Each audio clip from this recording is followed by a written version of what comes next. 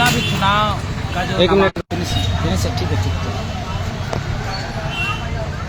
जो चुनाव का जो नामांकन होता है यह डीसी ऑफिस में हुआ था। टाइगर जयराम महतो का भी नामांकन डीसी ऑफिस में हुआ था। बाकायदा जब पुलिस डिटेन करने के लिए आई थी तो डिटेन भी यहीं से करने का कोशिश कर रही थी डिटेन। पर देखिए दो न्यूज़ जो है बहुत ही पॉजिटिव न्यूज़ है।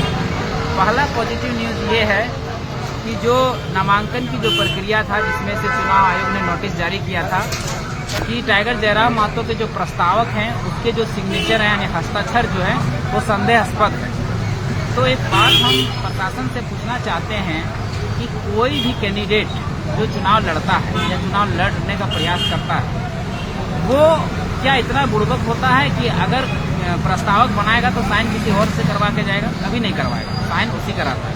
पर उन्होंने एक षड्यंत्र के तहत, एक साजिश के तहत तो लोगों को गुमराह करने का प्रयास से हो सकता है कि किसी के दबाव में उन्होंने ऐसा किया होगा, या तो टाइगर जयराम महतो को बाधित करने का प्रयास होगा। इसलिए क्या होगा, आज सभी प्रस्तावकों को लाया गया सामने और ले जाके वहाँ पर पेश किया गया। सभी प्रस्तावकों ने उसी तरह सेम टू सेम साइन करके दिखा दिया उनके सामने में, और टाइगर जयराम महतो की जो नामांकन की प्रक्रिया थी वो सफल रही। अब दूसरा गुड न्यूज़ ये है कि टाइगर जयराम महतो अब गिरिडीह लोकसभा से चुनाव लड़ेंगे। तीसरा गुड न्यूज़ ये है कि 48/2022 का एक केस था नगरी थाना का, जिसमें पुलिस ने वारंट लेकर आई थी टाइगर जयराम महतो को गिरफ्तार करने के लिए। उस केस के सिलसिले में भी थोड़ा सा हम बता देना चाहते हैं। देखिए, मामला है 21 मार्च 2022 को जब हम लोगों ने विधानसभा घेराव किया था, प्रथम विधानसभा घेराव। हमारा झारखंडी भाषा खतियान संघर्ष समिति के बैनर तले वो पहला हमारा घेराव था। उस घेराव में क्या हुआ था कि जब हम लोगों ने एसडीओ कोर्ट में लेटर दिया था कि हम लोग विधानसभा का घेराव करना चाहते हैं 1932 को मांग को लेकर, नियोजन नीति, स्थानीय नीति, विस्थापन नीति, खनन नीति, उद्योग नीति को लेकर हम लोग विधानसभा का घेराव करना चाहते हैं।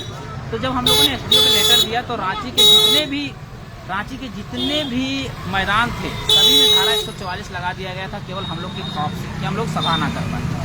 पर फिर भी हम लोगों ने एक तोड़ निकाला, एक रास्ता निकाला। कहते हैं ना कि कोई डाल पे तो हम लोग पात पे वही वाला हाल है। हम लोगों ने क्या किया, विधानसभा के पीछे जो साइड है, जो खेत है, जो रैयती खेत है, उनसे हम लोगों ने सभा किया और हम लोग पीछे से जाने का प्रयास किया। तो उस दिन पुलिस ने 3 काम किए, 3 बैरिकेडिंग लगाया था। एक बैरिकेडिंग उन लोगों ने विधानसभा के बाहर लगाया था, एक बैरिकेडिंग विधानसभा से 1 किलोमीटर आगे लगाया था, और एक बैरिकेडिंग जिधर से हम लोग आ रहे थे खेत में, उस खेत में लगा दिया था। एक्चुअली बैरिकेडिंग लगाया नहीं गया था। बैरिकेडिंग लगाने और रखने दोनों में अंतर होता है। बैरिकेडिंग जब लगता है तो उसमें टाइट करके फूटा उटा से बांधा जाता है, और रखने में क्या है कि बैरिकेडिंग केवल रख दिया जाता है। रख इसलिए दिया जाता है कि अगर मान लीजिए जेबी केसेस के समर्थक, टाइगर जयराम महतो समर्थक अगर आएंगे तो उस बैरिकेडिंग को हटाएंगे, और बैरिकेडिंग हटेगा तो हम लोग धारा 353 वगैरह जो होता है सरकारी काम में बाधा डालने के जुर्म में वगैरह में उसको ये कर देंगे। पर क्या हुआ कि हम लोगों ने चालाकी का काम किया कि जहां बैरिकेडिंग रखी हुई थी हम लोगों ने उसको छुआ तक नहीं, और हम लोग खेत के रास्ते से सेकंड बैरिकेडिंग की ओर से बढ़ गए। जब सेकंड बैरिकेडिंग की ओर बढ़े तो वहां क्या होता है, मामला होता है कि सारा भीड़ जो है बैरिकेडिंग को तोड़ने के लिए चली जाती है। जब वहाँ चली जाती है तो टाइगर जयराम महतो आनंद फानन में माइक को संभालते हैं, और माइक संभालने के बाद कहते हैं कि अरे आप लड़ना किससे चाहते हैं? जो बैरिकेडिंग के वो साइड खड़े हैं यानी पुलिस वाले, वो भी आपके मामा चाचा फूफा के लड़के हैं, और जो इधर भी हैं वो भी उसके मामा चाचा फूफा के लड़के, यानी दोनों आप भाई हैं।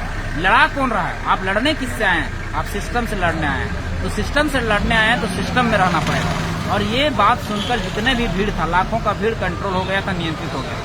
इस बात को सुनने के बाद जो ग्रामीण एसपी थे उस समय के नौशाद आलम ने बाकायदा मीडिया में कहा है, आप देखिएगा जितने भी चैनल हैं उन चैनल के मीडिया में कहा था कि इस लड़के में दम है, इस लड़के ने ऐसा कोई कृत्य।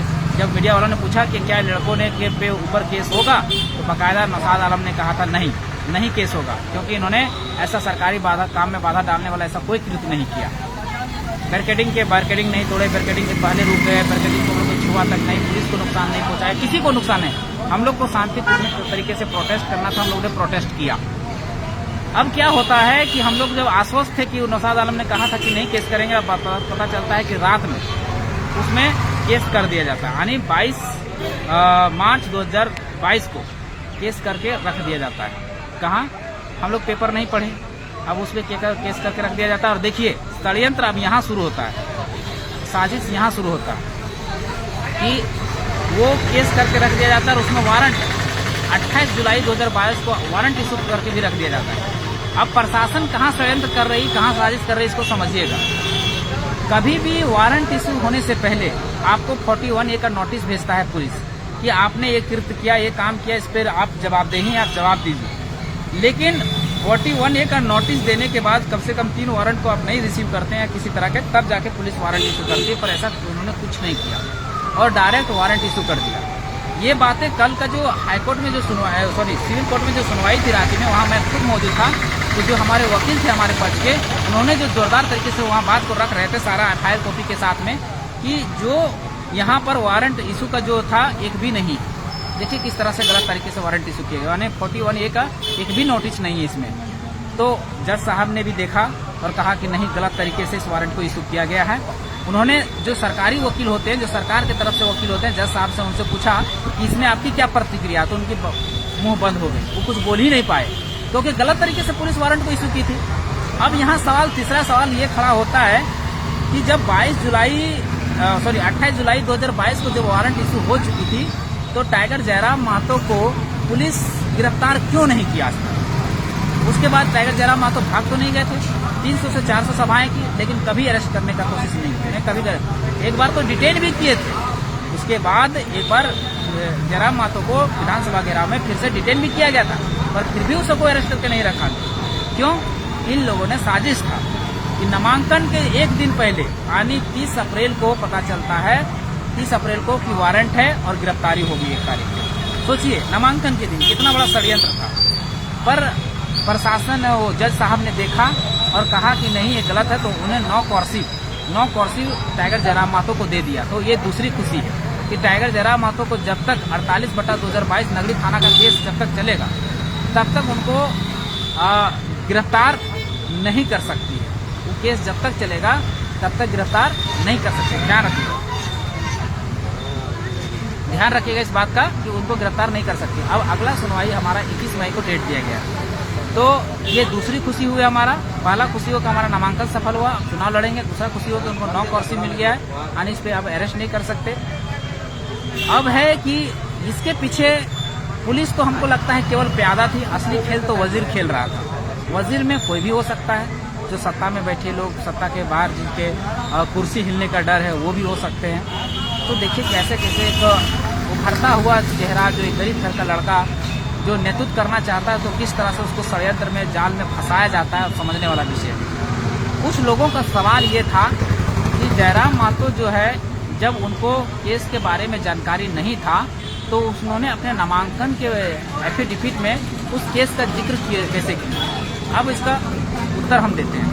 उस केस का जिक्र ऐसे होता है कि 30 अप्रैल की रात को जब वारंट लेके पुलिस जब नगरी थाना से वहाँ से चली थी, तो हमें सूचना मिला कि हम 48/2022 में आपको गिरफ्तार करने वाले हैं। तब हम लोगों ने खंगालना शुरू किया, तो पता चला कि नहीं, उस दिन भी केस हुआ था और उसको आनंद फानंद में रात में 11 से 12 बजे के करीब में हम लोगों ने एफिडेविट करा के उसको भी, उस केस को भी मेंशन किया। हम लोगों ने किसी भी तरह से निर्वाचन आयोग से छुपाया नहीं उस केस को, ये हमारे पर ऐसा केस नहीं है, ऐसा छुपाया नहीं। हम लोगों ने कहा हमारे पर केस है तो उनको दिखाए, और केस जो था वहाँ पर एफिडेविट में दिए थे, उसी को लेकर लोग गुमराह कर रहे थे कि जयराम महतो ने उसमें बेल नहीं दिया। देखिए बात यहाँ होता है जयराम महतो पर एक केस नहीं था, 6-7 केस था, और लगभग सभी केस में हम लोगों ने जो था बेल लेने का प्रयास किया है या बेल ले लिया। ठीक है, तो इस केस में हम लोग बेल क्यों नहीं लेते? क्योंकि हमें चुनाव जब लड़ने का था तो हम लोग बेल ले ही लेते। तो विधानसभा में तो हम लोग देखे होंगे, हाल फिलहाल में हाईकोर्ट से बेल मिला था टाइगर जयराम महतो को, तो आप लोग ने वो भी देखा होगा, तो हम लोग उसमें भी ले सकते थे। पर इस केस के बारे में सही में टाइगर जयराम महतो को जानकारी नहीं था।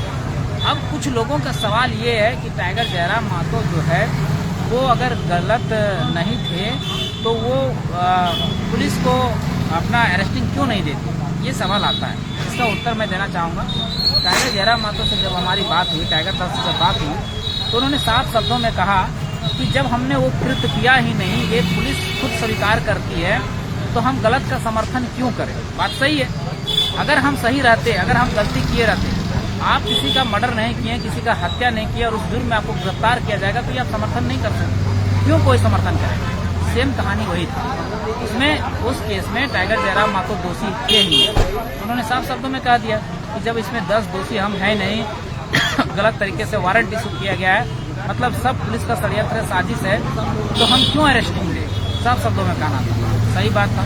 और देखिए आज आपके पास निकल के सामने भी आ गई, आपके पास से छन के भी आ गया कि गलत कौन था, गलत कौन कर रहा था। गलत पुलिस कर रही थी, गलत उसके पीछे जो लगे हुए हैं राजनीति के बड़े बड़े मगरमच्छ, उन लोग गलत कर रहे थे, तो उन्होंने समर्थन नहीं किया और वहाँ से वो निकल गए। तो आप सभी चीज़ों को अब जान लिए, बारीकी से सभी चीज़ों को ध्यान से सुन लिए। अब ये चीज़ जान लीजिए कि 9 कौशिक का मतलब क्या होता है। टाइगर जयराम मातो के 9 कौशिक से सभी कंफ्यूजन है कि 9 कौशिक क्या होता है। देखिए 9 कौशिक वो होता है कि जब कि आपको किसी पर केस होता है और आप बाहर बेल लेने का प्रयास करते हैं और आपको बेल लेने की प्रक्रिया में, एंटीसेप्टरी बेल लेने की प्रक्रिया में आपको टाइम लगता है। उस केस में अगर आप नहीं गिरफ्तार होना चाहते हैं तो उसके लिए जज सारा प्रूफ को देखती है, सारा दस्तावेज को देखती है। अगर गलत तरीके से किया जा रहा है तो उसमें 9 कौशिक लगा देती है और लिख के जज साहब दे देते हैं कि इसको जब तक केस की प्रक्रिया चलेगी तब तक उस केस पे उसको अरेस्टिंग नहीं किया जाता। ये है 9 कौशिक। तो टाइगर जयराम मातो पर फिलहाल 9 कौशिक लगा है। यानी टाइगर जयराम मातो को जब तक नगड़ी थाना का केस चलेगा, उस पर जब तक जांच चलेगी, जब तक FIR की डायरी मंगाई जाएगी, जब तक उसको बेल नहीं मिली तब तक वो पुलिस अरेस्टिंग नहीं कर सकता है। ये था मामला। ये सारे मामलों को आप लोग ने जान लिया, सुन लिया। अब आप लोग जो है, आप लोग से अपील है, गिरिडीह लोकसभा के जितने भी साथी देख रहे हैं या सुन रहे हैं, अब आप लोग पूरी तरह से मान लीजिए कि टाइगर जयराम मातो चुनाव में लड़ने वाले हैं। सभी साथियों से विनती है, गुजारिश है, निवेदन है कि सभी मैदान पे उतर जाए और गिरिडीह लोकसभा के फतेह करने की तैयारी पे लग जाए। और साथ ही साथ हमारे JB केसेस के जितने भी साथी कैंडिडेट उतरे हैं झारखंड में, सबको जिताने का प्रयास करें, क्योंकि ये बदलाव जो है झारखंड के नवनिर्माण के लिए है, झारखंड का काया पलट करने के लिए है, झारखंड में सभी चीज़ों को बहाल करने के लिए है। तो सबकी भागीदारी से ये सुनिश्चित होगा, बदलाव सबकी भागीदारी से होगा। इसलिए जितना भी महिला, पुरुष, बच्चा, बूढ़ा, जितना भी लोग हमें सुन रहे हैं, देख रहे हैं, इस बार टाइगर जयराम मातो को, उनके साथियों को जिताने का काम करें, JB केसेस के योद्धाओं को जिताने का काम करें। धन्यवाद। जोहार। जय झारखंड।